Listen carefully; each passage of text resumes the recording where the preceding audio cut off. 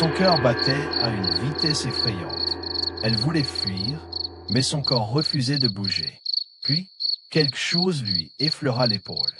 Elle cria un hurlement déchirant qui se perdit dans la nuit. Amina bascula en arrière, glissant sur le sol mouillé. Son regard paniqué balayait les alentours, mais il n'y avait toujours personne, juste cette sensation atroce qu'elle n'était pas seule. Amina revenait dans son village natal après plusieurs années passées en ville. La mort soudaine de sa grand-mère l'avait bouleversée, d'autant plus que les circonstances entourant son décès restaient floues. Certains murmuraient qu'il ne s'agissait pas d'une mort naturelle, mais Amina refusait de prêter attention aux superstitions locales. Dès son arrivée, une atmosphère pesante l'enveloppait. Les regards des villageois étaient fuyants, leur voix à peine audible lorsqu'elle parlait de sa grand-mère. En entrant dans l'ancienne demeure familiale à Kibra, l'odeur du bois vieilli et des herbes séchées lui rappela immédiatement son enfance. Tout semblait figé dans le temps, comme si sa grand-mère allait réapparaître à tout moment. Pourtant, un silence inhabituel régnait, un vide inquiétant que même les bruits nocturnes ne parvenaient pas à combler. Amina passa sa première nuit en proie à des souvenirs confus, bercée par le vent qui soufflait à travers les interstices des fenêtres. Le lendemain, en fouillant dans les affaires de sa grand-mère, elle tomba sur un vieux journal aux pages jaunies par le temps. Intriguée, elle l'ouvrit et parcourut les premières lignes. Très vite, son cœur se mit à battre plus fort. Chaque mot semblait être un avertissement, un cri du passé destiné à prévenir celui qui oserait défier les règles ancestrales. Parmi les nombreuses interdictions inscrites d'une écriture tremblante, une phrase se détachait des autres. Ne te lave jamais après minuit, car l'eau devient un miroir vers l'au-delà. Amina referma le journal un instant, tentant de calmer le frisson glacial qui lui parcourait l'échine. L'idée qu'une simple habitude comme celle-ci pouvait être dangereuse lui semblait absurde. Pourtant, l'écriture de sa grand-mère reflétait une urgence, une peur presque palpable à travers les lignes. Incapable de résister à sa curiosité, elle rouvrit le carnet et continua sa lecture. Les premières pages relataient des souvenirs ordinaires, des récits de la vie quotidienne du village, des naissances, des récoltes, des événements marquants. Mais plus elle avançait, plus le ton changeait. Il était question d'étranges disparitions, de murmures nocturnes près, de silhouettes fugaces aperçues au bord des rivières. Une entrée en particulier attira son attention. J'ai vu ce qui arrive à ceux qui défient l'interdit. J'ai entendu leurs cris, leurs ombres étirées se débattre dans l'obscurité. L'eau de la nuit n'est pas la même que celle du jour. Elle appartient à d'autres, à ceux qui ne doivent pas être dérangés. Quand on trouble leur repos, ils viennent réclamer ce qui leur est dû. Amina sentit son soufflet se bloquer. Qui était-elle pour remettre en question les paroles de sa grand-mère? Était-ce une simple superstition transmise de génération en génération, ou y avait-il un fond de vérité? Elle continua sa lecture avec une attention redoublée. Plusieurs témoignages y figuraient, racontés avec un souci du détail troublant. Un jeune homme du village, nommé Omar, avait autrefois ignoré cet avertissement. Une nuit de pleine lune, alors que la chaleur était insoutenable, il s'était rendu au puits pour se rafraîchir. Il était revenu chez lui en tremblant, affirmant qu'une main glacée avait effleuré son épaule au moment où il plongeait ses mains dans l'eau. Les jours suivants, il avait changé. D'abord silencieux, il était devenu agité, marmonnant des phrases incohérentes sur des yeux qui l'observaient à travers les reflets de l'eau. Une semaine plus tard, il avait disparu sans laisser de traces. Certains disaient l'avoir vu marcher en pleine nuit vers la forêt, pieds nus, les vêtements trempés. Il n'était jamais revenu. Amina sentit un frisson lui parcourir la nuque. Elle se rappelait vaguement cette histoire, un récit que les anciens du village racontaient aux enfants pour les empêcher de traîner dehors à la tombée de la nuit. Mais ce journal lui donnait une autre perspective. Ce n'était plus une légende, c'était un avertissement, des cris noirs sur blanc, une mise en garde laissée par quelqu'un qui avait vu de ses propres yeux les conséquences d'un tel acte. Alors qu'elle continuait de tourner les pages, elle tomba sur un passage encore plus troublant. Il était écrit en lettres plus grandes, comme si sa grand-mère avait voulu insister sur l'importance de ces mots. L'eau est un passage. Ce qui y vit ne doit pas être réveillé. Si tu vois un reflet qui ne t'appartient pas, détourne le regard et pars. Mais si tu restes, alors prépare-toi à affronter ceux qui viendront te chercher. Amina referma brusquement le journal, le souffle court. Elle tenta de se rassurer en se répétant qu'il ne s'agissait que de vieilles superstitions. Mais au fond d'elle, une étrange sensation s'installait, un sentiment qu'elle n'avait jamais ressenti auparavant. Le doute. Amina reposa le journal sur la vieille table en bois et se laissa tomber sur le lit.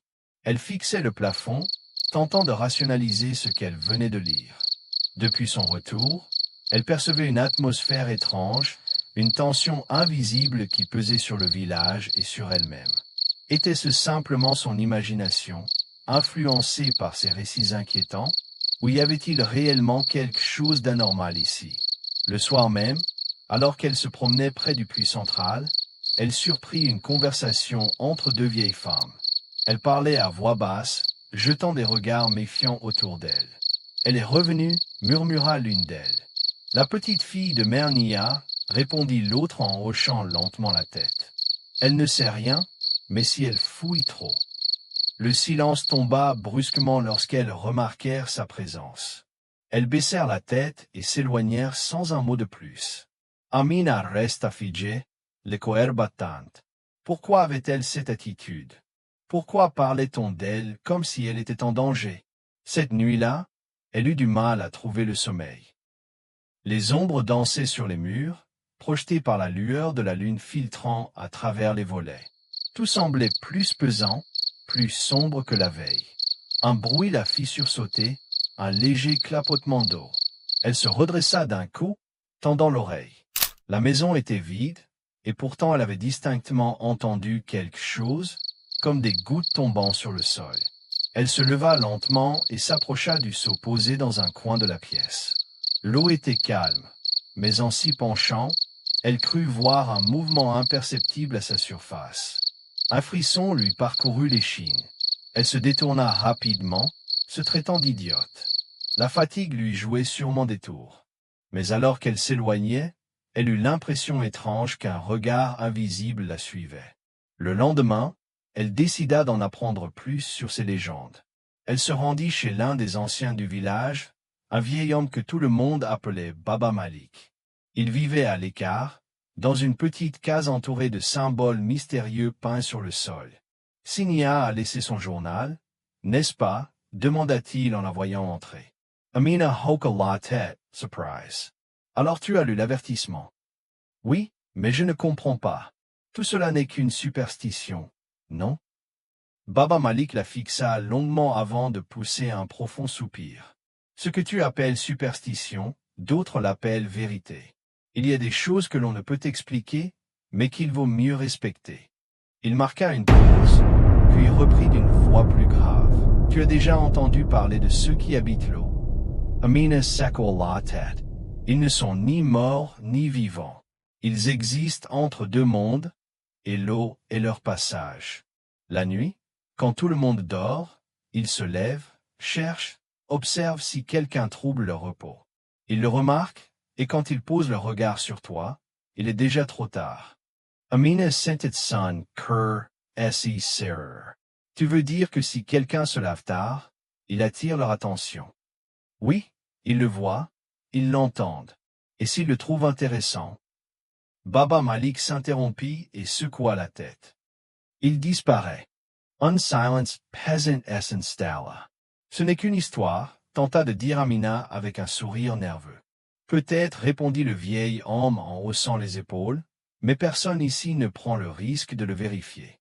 Amina quitta la maison de Baba Malik avec plus de questions que de réponses. Tout cela n'avait aucun sens, mais au fond d'elle, quelque chose l'empêchait d'ignorer complètement ses avertissements. Et pourtant, cette nuit-là, elle décida de braver l'interdit. Cette nuit-là, la chaleur était étouffante. Fatou se tourna et se retourna sur son lit, incapable de trouver le sommeil. Son esprit était agité, partagé entre la raison et la peur irrationnelle que le journal et les récits du vieil homme avaient fait naître en elle. Elle se redressa et jeta un coup d'œil à l'horloge murale. Minuit était passé depuis quelques minutes. Son regard se posa sur le seau posé dans un coin de la pièce. Elle hésita. Son corps était moite de sueur, la poussière collait à sa peau.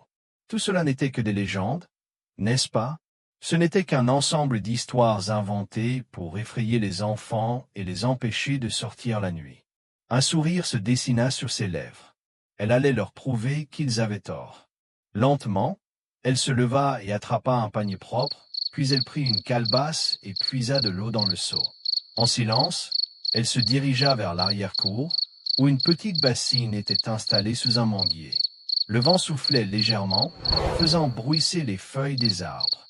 La lune projetait une lumière blafarde, dessinant des ombres étranges sur le sol. Amina frissonna, mais elle se força à ignorer cette sensation d'inconfort. Elle versa l'eau fraîche sur sa peau et soupira d'aise. Une vague de soulagement la traversa. Il n'y avait rien d'anormal, juste le silence de la nuit et le murmure du vent. Puis, alors qu'elle s'apprêtait à verser une nouvelle calebasse d'eau, un son la fit sursauter. Ploc, ploc, ploc. Elle s'arrêta net, le cœur battant. Le bruit venait de derrière elle, près du puits familial. Elle tourna lentement la tête. Rien, seulement l'ombre du vieux puits sous la lumière de la lune. Elle rit nerveusement. C'était sûrement une noix tombée d'un arbre ou un oiseau nocturne qui s'était posé quelque part. Elle trempa à nouveau la calebasse dans l'eau et la porta à son visage. C'est alors qu'elle le vit dans le reflet de l'eau. Une autre silhouette se dessinait derrière elle, une silhouette qui n'était pas là une seconde plus tôt. Son souffle se coupa brutalement, ses mains tremblèrent, et la calebasse lui échappa, claquant sur le sol. Elle se retourna violemment. Personne. Mais quelque chose avait changé, le silence n'était plus le même. Il était oppressant, comme si le monde entier retenait son souffle. Et puis, elle entendit un murmure qui ne venait pas de loin. Non, il venait de tout près, juste à côté d'elle. Elle sentit une présence froide, pesante, comme une ombre qui glissait sur le sang la toucher. Son cœur battait à une vitesse effrayante. Elle voulait fuir, mais son corps refusait de bouger. Puis, quelque chose lui effleura l'épaule. Elle cria un hurlement déchirant qui se perdit dans la nuit. Amina bascula en arrière, glissant sur le sol mouillé. Son regard paniqué balayait les alentours, mais il n'y avait toujours personne, juste cette sensation atroce qu'elle n'était pas seule. Elle rampa en arrière, essayant de se redresser, quand soudain elle entendit un autre son, un bruit d'eau, comme si quelque chose sortait du puits. Elle tourna la tête lentement, terrifiée. Un frisson d'horreur la parcourut. Des mains pâles et décharnées s'accrochaient au rebord du puits, puis une tête en sortit lentement, des yeux blancs, vides, sans âme, une bouche entr'ouverte laissant échapper un gémissement. Amina hurla de toutes ses forces et courut vers la maison. Elle trébucha à plusieurs reprises, mais l'instinct de survie la poussa à se relever à chaque fois. Derrière elle, le bruit des pas mouillés se rapprochait. Elle atteignit enfin la porte et la claqua derrière elle, la verrouillant en tremblant, le souffle court. Silence. Un silence pesant, puis un ploc-ploc juste derrière la porte. Amina recula lentement. Elle sentait que ce n'était pas fini. Elle n'était plus seule, elle le savait. Elle le sentait, et ce qui était dehors voulait entrer. Amina resta figée, le dos collé contre le mur, son souffle saccadé, ses yeux restaient rivés sur la porte.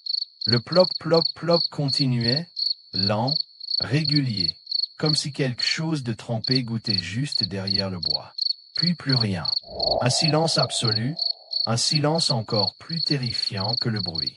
Ses muscles étaient tendus, chaque nerf de son corps criant de s'échapper. Mais oh, comment? Elle s'avança à pas hésitants. La porte semblait intacte. Peut-être que c'était fini. Sa main tremblante se posa sur le loquet. Elle hésita, une boule d'angoisse nouée dans sa gorge. Et si ce n'était pas fini, mais son esprit rationnel luttait encore. Elle devait voir, elle devait être sûre. Doucement, lentement, elle entr'ouvrit la porte. Une brise glaciale s'engouffra aussitôt dans la pièce. Le seuil était vide, rien, seulement la nuit paisible, comme si rien ne s'était passé. Un rire nerveux lui échappa. Elle avait dû halluciner, la fatigue, La peur, son imagination avait tout amplifié. Mais alors qu'elle refermait la porte, elle remarqua quelque chose, une flaque d'eau juste devant l'entrée, et au centre de cette flaque, une empreinte de pied, une empreinte qui ne venait pas d'elle. Son cœur hâta un battement. Elle fit un pas en arrière, mais une nouvelle goutte d'eau tomba du plafond. Elle leva lentement les yeux, et c'est là qu'elle le vit, suspendu au plafond. Une silhouette décharnée, aux membres anormalement longs, aux yeux blancs et vides. Son visage sans expression se pencha vers elle, puis il sourit, un sourire large, inhumain. Amina hurla, mais aucun son ne sortit de sa bouche. La lumière vacilla, et l'obscurité l'engloutit. Le lendemain matin, le village était silencieux. Les voisins s'étaient rassemblés devant la maison d'Amina. La porte était entrebâillée. À l'intérieur, une odeur âcre flottait dans l'air. Lorsqu'ils entrèrent, ils trouvèrent la pièce inondée d'eau, et au centre, Amina était là, le corps recroquevillé, les yeux grands ouverts, figés dans une expression de terreur indicible. Sa peau était froide, trempée, comme si elle s'était noyée sans une seule goutte d'eau autour d'elle. Le vieux Baba Malik arriva en dernier. Il observa la scène, secoua lentement la tête, puis murmura d'une voix grave. Elle a troublé leur repos. Personne ne répondit, car tous savaient que cette nuit-là, Amina n'était pas morte seule. Quelque chose était venu avec elle, et il attendait encore dans l'ombre. Merci d'avoir regardé la vidéo. Quelle leçon vous avez tiré de ça? Abonnez-vous à notre chaîne, likez, commentez et restez scotché pour les nouveaux épisodes. Merci.